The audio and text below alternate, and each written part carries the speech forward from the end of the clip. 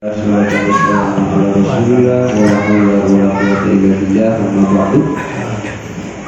Faqad qala Allah Ta'ala fil Qur'anil Karim, a'udzu billahi minasyaitonir rajim. Bismillahirrahmanirrahim.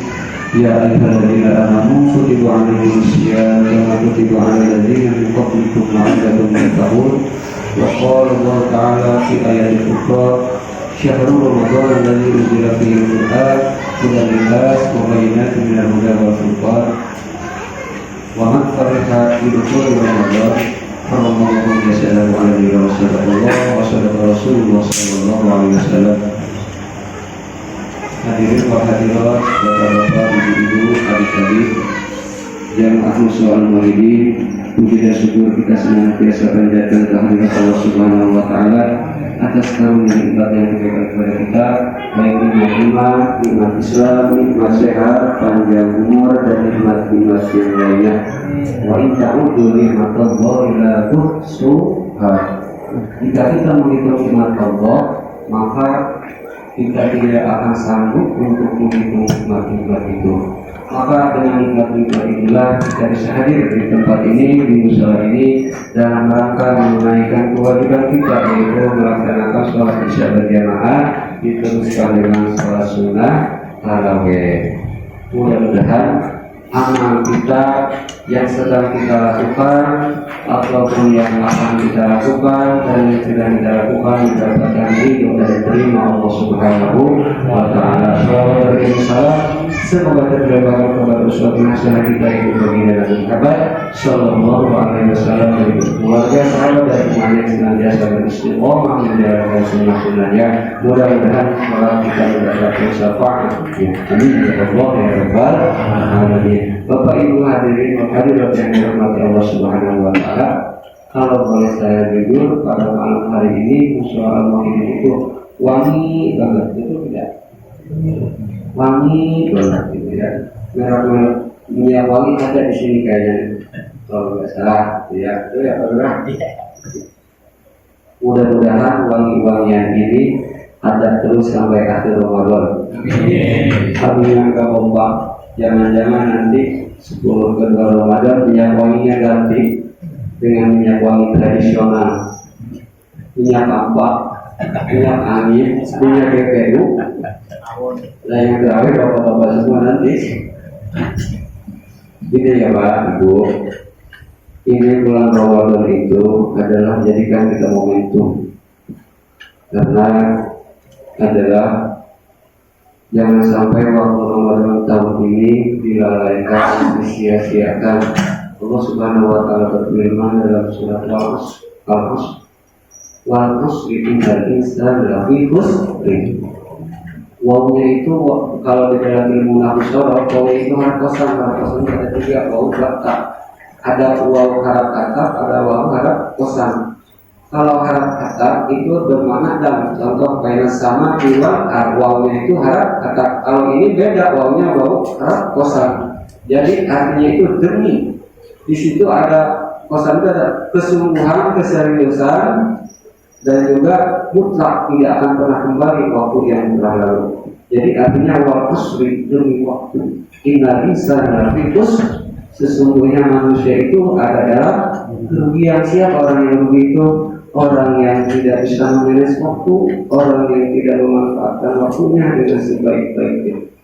Itulah orang-orang yang rugi. Makanya di bulan suci Ramadan ini kita jadikan momentum untuk beribadah kepada Allah Subhanahu wa taala. Karena sejatinya umur kita itu belum tentu sampai Ramadan yang akan datang. Maka pergunakan sebaik-baiknya Ramadan ini. Kita sudah pernah tahu semua berceramah Nabi Muhammad itu, umat Nabi Muhammad itu usianya itu Sitin wasatin antara 60 dan 70. Di sini ada yang usianya 50. Kalau usianya sampai 60, tinggal 10 tahun lagi mampu nggak untuk menutupi dosa-dosa kita yang telah lalu. 10 tahun. Kalau yang usianya 60, bapak jadi 70, mampu nggak 10 tahun menutupi dosa-dosa kita yang sudah kita lakukan. Itu bulan Ramadan ini adalah bulan muhasabah, introspeksi diri hasibu qabla an hasabu, itu amal kita sebelum kita dihitung nanti oleh Allah Subhanahu wa Ta'ala. Jadi Ramadan ini mudah-mudahan kita semua dipanjangkan umurnya oleh Allah Subhanahu wa Ta'ala. Itu yang pertama. Yang kedua adalah tidak maksimalnya puasa Ramadan, ibadah di bulan suci Ramadan dikarenakan tiga. Sebetulnya banyak, cuma saya rangkum tiga di sini ya, tapi ini merangkum semuanya. Yang pertama apa? Ketidakmaksimalan kita di bulan suci Ramadan, bahkan nanti di minggu kedua itu banyak yang tumbang, tinggal 2 kali. Yang pertama, tidak mempersiapkan di bulan Sya'ban. Persiapan, kata Nabi, Sya'ban itu adalah bulan persiapan. Bulan Ramadan adalah bulan jihad, bulan perang, perangi hawa nafsu. Makanya kita tuh di bulan Sya'ban itu kita bersiapan membersihkan rohani dan jasmani kita, terutama hati kita. Hilangkan penyakit-penyakit kotor di hati kita itu, iri, dengki, hasud, hasad, takabur, merasa paling benar, itu dihilangkan di bulan Sya'ban itu. Jadi ketemunya bulan suci Ramadan itu insya Allah nikmat ibadah di bulan suci Ramadan, tidak akan ada yang tumbang. Yang kedua apa? Beristighfar kepada Allah Subhanahu wa Ta'ala di bulan Sya'ban. Perbanyak istighfar, wasari'u ila maghfiratin min rabbikum wa jannatin samawat. Bersegeralah kalian beristighfar, minta ampun kepada Allah, minta ampun kepada sesama manusia. Kalau kita bersama Allah sih mudah, kita bertobat juga cukup. Tapi kalau sesama manusia, bayangkan, sungguh tidak akan sanggup kalau kita tidak temuin orang yang dulu. Bagaimana kita meminta maaf kepada orang yang sudah tidak ada? Doakan orangnya dan jelaskan kebaikan-kebaikannya di saat kita menjaga dia. Itu syaratnya. Jadi jangan disepelekan. Jangan sampai kita menggolongi orang, apalagi kita lagi berpuasa. Jangan puasa menahan hawa nafsu saja. Semua anggota tubuh kita berpuasa. Yang ketiga adalah tanamkan rasa cinta, rasa mahabbah, rasa gembira untuk menyambut bulan suci Ramadan. Man fariha bi dukhuli Ramadan, faramallahu jasadahu ala niran. Siapa orang yang senang gembira di bulan suci menyambut bulan suci Ramadan, maka haram baginya tersentuh api neraka. Makanya kita kemarin ada pawai obor itu untuk menyambut bulan suci Ramadan ya. Bisa bersilaturahmi di sini. Sehingga malam tarawih pertama ini Allah balas pahalanya. Makanya siapa yang tarawih di malam pertama maka akan dihapus dosanya seperti bayi yang dilahirkan dari rahim ibunya. Itu ada hubungannya dengan pahala malam hari ini. Jadi tumbangnya Ramadan itu, tumbangnya pahala Ramadan. Yang pertama apa tadi? Coba kurangnya siapa di bulan Sya'ban. Kedua, minimnya ilmu puasa atau Ramadan. Ilmu puasa, ilmu Ramadan, ilmu ibadah di bulan Ramadan. Ini mohon maaf aja Pak, Ibu. Kullu amalin bila ilmi mardudatun. Semua amal yang kita lakukan tanpa ilmu mardudatun ditolak. Sholat tidak pakai ilmu, mohon maaf, mardu. Dan puasa udah pakai ilmu juga tertolak. Jadi sayang ya, apalagi puasa kita udah capek-capek puasa, tapi tidak tahu ilmu berpuasa. Ilmu puasa itu ada rukun puasa, ada syarat wajib puasa, ada yang membatalkan puasa, ada yang membatalkan pahala puasa. Sekarang saya tanya, rukun puasa ada berapa? Ada yang tahu nggak? Kalau yang tahu sebenarnya ada di Pak Lurah, yang ada Pak Lurah. Di kitab Al-Anwar ada 4 ya. Di kitab Syafinatun Najah ada 3. Tapi saya yang ambil yang 2. Tapi sama ini merangkum yang 4. Yang 2 aja ya. Apa ini harus apa ya Pak? Soalnya ini ilmu puasa. Kalau nggak ada ilmu ini puasa, wah mohon maaf nggak diterima. Satu, niat. Apa? Niat itu di dalam hati. Pos besarnya muktarona bikin ini. Jadi itu niat itu ada di dalam hati. Contoh kita sholat, begitu Allah Akbar, itu niat saya niat sholat isya 4 rakaat fardu karena Allah Taala. Kalau nggak pakai niat itu sah nggak sholatnya? Nggak. Sama puasa juga. Puasa nggak pakai niat sah nggak? Enggak. Makanya kita setiap malam berniat nawaitu shaumul ghadin dan ada ifadus syarif Ramadan hari nanti bila kita wa talaffuz biha sunnatul. Kalau ucap itu yang tadi sunnah, yang wajibnya itu di dalam hati saya. Wa talaffuz biha sunnatul. Kalau ucap lafaz itu adalah sunnah. Sholat pun begitu, sholat fardhu isya'i al itu sunnah, yang wajib itu di dalam hati. Wudu juga sama, nawaitu rakaat di dalam hati saya niat menghilangkan hadas kecil baru karena Allah Taala. Jadi yang pertama hukumnya itu adalah niat. Pertanyaannya, gimana kalau niat kita puasa untuk 1 bulan, boleh tidak? Boleh nggak? Menurut Imam Hambali, Hanafi, Syafi'i itu tidak boleh. Bagaimana kita mengadopsi bertaklid ke Imam Maliki? Itu boleh, sangat dianjurkan. Untuk apa? Untuk menambal jika niat kita ada yang bolong. Jangan sebulan aja, tiap hari pun juga harus dibaca setiap harinya. Jadi kita terawih nanti malam pertama aja ya, kita bertaklid ke Imam Maliki. Jadi niatnya nanti untuk 1 bulan, baru kita baca harian gitu ya. Jadi ada dua ancaman bagi orang tidak melaksanakan niat. Ada 2 nih ancamannya. Yang pertama, dia orang lupa niat, misalkan mau puasa, terus dia berpuasa, sah nggak puasanya? Nggak sah, tapi dia wajib berpuasa pada hari itu juga. Yang kedua, dia wajib qada setelah nanti bulan Syawal. Jadi ada 2 tuh hukumannya. Yang tidak baca niat, dia wajib puasa hari itu juga, tidak boleh buka.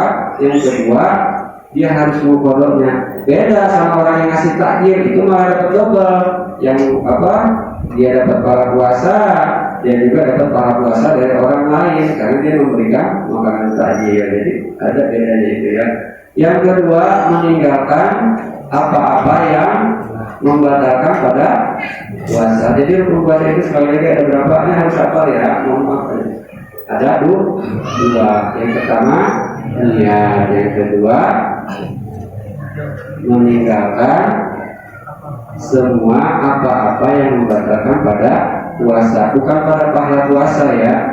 Contoh, kita ngomongin orang bohong, memfitnah, nah itu namanya membatalkan pada pahala puasa ya, pahalanya batal, tapi puasanya sah. Tapi percuma ya kan, kita puasa nggak ada manfaatnya, nggak ada. Nah itu jadi rukun puasa itu ada 2, yang pertama niat dan yang kedua adalah meninggalkan apa-apa yang dilarang. Insya Allah nanti saya lanjutkan syarat wajibnya puasa. Itu harus apa semua ya, soalnya ini ilmu. Jadi dengan ilmu itu segala amal itu tertolak kalau pakai ilmu ya. Nabi Muhammad SAW ketika berjalan ke sebuah masjid, di depan masjid itu ada setan lagi duduk pakai kerana nunggu. Ditanya sama Nabi, wahai setan, kamu kok nggak ke dalam? Biasa kamu ngegodain orang sholat, tapi kok kamu di luar belum nggak masuk? Ada yang lagi tidur. Kan bingung Nabi ya kan, sama yang tidur takut, sama yang sholat nggak takut, malah senang. Kenapa itu? Oh, sholat, kata setan, sholatnya orang itu nggak pakai ilmu. Jadi saya nggak takut lebih kesel, saya ngegodain orang di sholat nggak khusyuk, pikirannya kemana-mana kacau lah. Tapi kalau yang tidur itu adalah orang alim, orang yang berilmu, makanya setan tak takut. Insya Allah mudah-mudahan ada manfaatnya itu ya, khususnya buat saya sendiri dan umum juga kita semua. Dan saya juga terakhir atas nama pengurus Musyawarah Muwahhidin Ketua DKI Bapak Salim dan teman-temannya mohon dibuka pintu maaf yang sebesar-besarnya dalam kesalahan kemarin masalah takdir, ada salah penulisan, jadi tidak sesuai dengan nama, itu mohon dimaklumi ya, mohon dibuka pintu maaf yang sebesar-besarnya. Dan yang mungkin ada yang keberatan ditulis terdaftar di daftar takdir, itu bisa konfirmasi ke musola. Kalau saya nggak mampu apa keberatan, nggak apa-apa, pihak musola tidak memaksa, karena ini adalah sudah tradisi, sudah dari dulu kita melestarikan dari imam sebelumnya, yaitu Pak Ustaz Jadi sudah kita lestarikan sampai saat ini takbir itu diadakan. Yang belum tertulis monggo silakan Musyawarah Muwahhidin terbuka untuk siapapun yang belum tertulis di daftar takjil ya. Silakan kalau mau ngasih nggak apa-apa, dibuka selebar-lebar pintu Musyawarah Muwahhidin. Yang kedua, nah Musyawarah Muwahhidin pengurus mengucapkan terima kasih kepada yang sudah bersedekah berinfak dari mulai pembelian karpet sampai pembangunan tempat duduk. Tanpa bapak, tanpa ibu, Musyawarah Muwahhidin karpetnya enggak sebuk ini, tempat duduknya enggak juga tidak sebanyak ini. Kami ucapkan jazakumullahu ahsana jazaa. Mudah-mudahan Allah Subhanahu wa taala membalas kebaikan Bapak Ibu semuanya, baik dengan hartanya, dengan pikirannya, dan juga dengan tenaganya. Marilah kita baca surat Al-Fatihah untuk yang kepada Bapak Ibu ini. Mudah-mudahan Allah panjangkan umurnya, Allah ganti rezekinya dengan berlipat-lipat ganda, segala urusan yang mudah-mudahan Allah lancarkan. Begitupun kita doakan pula tetangga kita atau saudara kita yang belum dapat hidayah, mudah-mudahan diberikan hidayah di bulan suci Ramadan ini. Yang sakit Allah mudahkan penyakitnya, Allah hilangkan penyakitnya, Allah hilangkan penyakitnya. Yang punya problem atau masalah di bulan suci Ramadan ini, mudah-mudahan Allah lancarkan segala urusan-urusannya. Kita pun berdoa kepada keluarga kita, kepada semua di bulan suci Ramadan ini, mudah-mudahan diberikan kekuatan untuk menghadapi hawa-hawa nafsu kita. Ala hadhihi wa kulli sholihah wassalamu warahmatullahi wassalamu al-Fatihah. Alhamdulillahi minasyaitonir rajim. Bismillahirrahmanirrahim. Alhamdulillahirabbil alamin arrahmanir rahim maliki yaumiddin. Iyyaka na'budu wa iyyaka nasta'in ihdinas siratal mustaqim صراط الذين أنعمت عليهم غير المغضوب عليهم ولا الضالين. Mohon maaf apabila taufiq wal hidayah. Assalamualaikum warahmatullahi wabarakatuh. Akhirul